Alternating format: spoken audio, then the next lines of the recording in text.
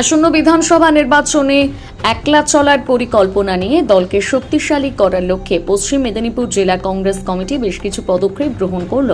মঙ্গলবার জেলা কংগ্রেস কার্যালয়ের এক সাংবাদিক বৈঠকে এমনটাই জানালেন জেলা কংগ্রেস সভাপতি সমীর রায়। তিনি জানান, এআইসিসি এবং প্রদেশ কংগ্রেসের কাছ থেকে ইঙ্গিত অনুসারে আসন্ন বিধানসভা নির্বাচনে কংগ্রেস ও জেলার বিধানসভা আসনগুলোতে একাই লড়ার সিদ্ধান্ত নিতে পারে। এতদিন পর্যন্ত এ রাজ্যে কংগ্রেস কোনো না কোনো দলের সঙ্গে গাঁটছড়া বেঁধে বিভিন্ন নির্বাচনে প্রতিদ্বন্দ্বিতা করেছে, কিন্তু অল ইন্ডিয়া কংগ্রেস কমিটি এবং প্রদেশ কংগ্রেস কমিটির ইঙ্গিত অনুযায়ী আসন্ন বিধানসভা নির্বাচনে কংগ্রেস এককভাবে প্রতিদ্বন্দ্বিতা করবে বিভিন্ন আসনে। তার জন্য দলকে শক্তিশালী করার ক্ষেত্রে বেশ কিছু পদে সক্রিয় নেতৃত্বদের নিযুক্ত করা হচ্ছে। পাশাপাশি আগামী এপ্রিল কিংবা মে মাস বুথ স্তরে প্রতিনিধিদের নিয়ে বৈঠক করবে জেলা কংগ্রেস। গত পরশু দুদিন আমরা জেলা কংগ্রেসের বন্ধুদের নিয়ে আমরা আলোচনা করলাম। এর আগে বিভিন্ন নির্বাচনে আমাদের দল বিভিন্ন রাজনৈতিক দলের সঙ্গে কাঠছড়া বেঁধে নির্বাচনী বৈতরণী পার হওয়ার চেষ্টা করেছেন। এর ফলে আমরা দেখতে পাচ্ছি যে দীর্ঘদিন যাবৎ আমাদের জেলার বিভিন্ন কেন্দ্রে কংগ্রেসের কোনো নির্বাচনে কোনো প্রার্থী ছিল না। আমরা পঞ্চায়েতের প্রার্থী দিতে পারবো না, কখনো একটা পলিটিক্যাল পার্টি কখনো আর একটা পলিটিক্যাল পার্টি অত্যাচার করবে, আমাদের গ্রামের কর্মীরা দাঁড়াতে ভয় পাবে। নির্বাচনের যখন অ্যাসেম্বলি বা পার্লামেন্ট আসবে তখন আমি অন্য কোনো পলিটিক্যাল পার্টির সঙ্গে হাত পেলাবো। আমার যদি একটা রাজনৈতিক দলের যদি নির্বাচনে অংশগ্রহণ করার ব্যাপারটাই না থাকে তাহলে সে দল কখনো বাড়তে পারে না।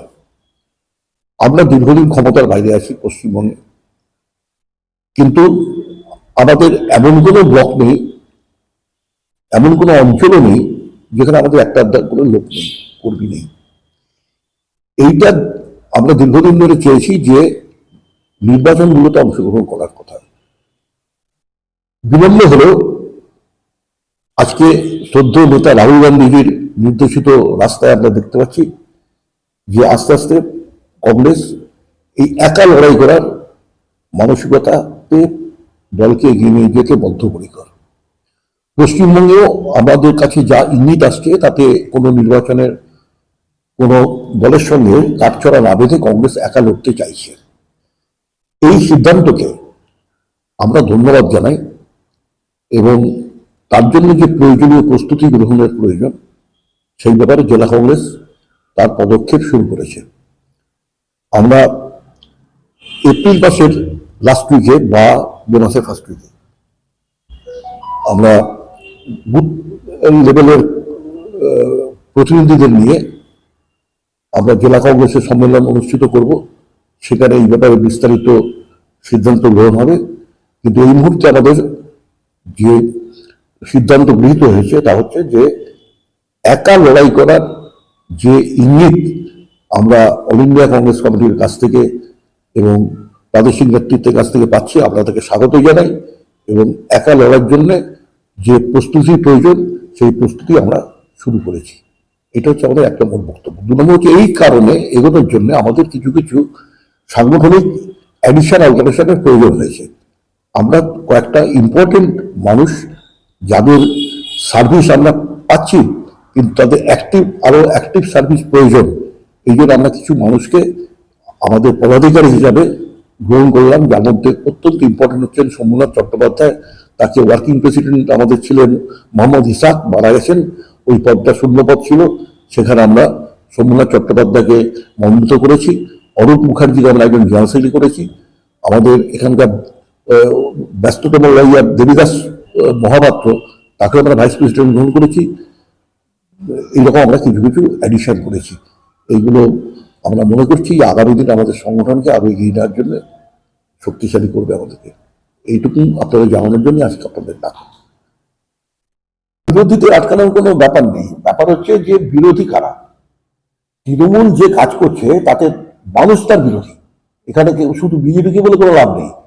তৃণমূল তৃণমূলের শত্রু তৈরি করেছে। তৃণমূল যেভাবে পথ হাঁটছে, মমতা বন্দ্যোপাধ্যায় যেভাবে রাস্তাতে হাঁটছেন, সেটা যে উল্টো দিকে রাস্তা, সেটা তিনি গতকাল লন্ডনে দেখিয়ে দিয়েছেন।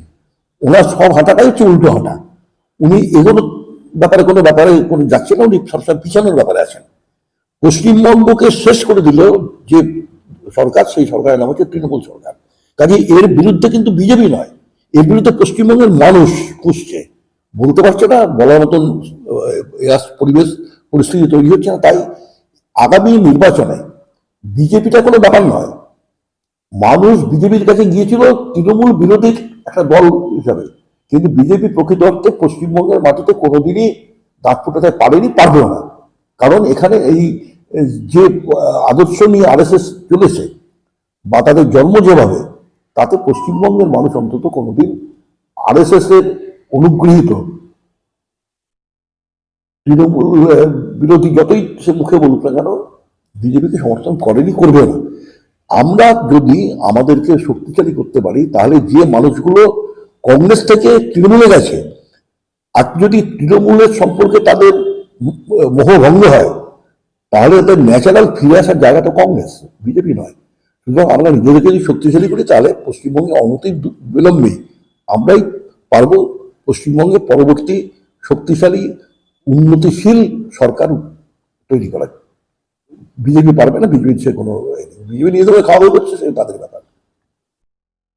নির্বাচন আসলে ধর্ম নিয়ে বিবেচনা করে, তারা নির্বাচন এলে ধর্মের স্লোগান যারা দেয়, তারা কিন্তু রাজনৈতিক দল তার হতে পারে না। কোন রাজনৈতিক দল পৃথিবীতে ধর্ম নিয়ে কোনোদিনও হতে পারেনি, এখানেও পারবে না। একটা সাময়িক একটা মোহ সৃষ্টি করার চেষ্টা করছে ধর্মের ভিত্তিতে, তাতে কোনো লাভ হবে না। বিভিন্ন প্রকল্পে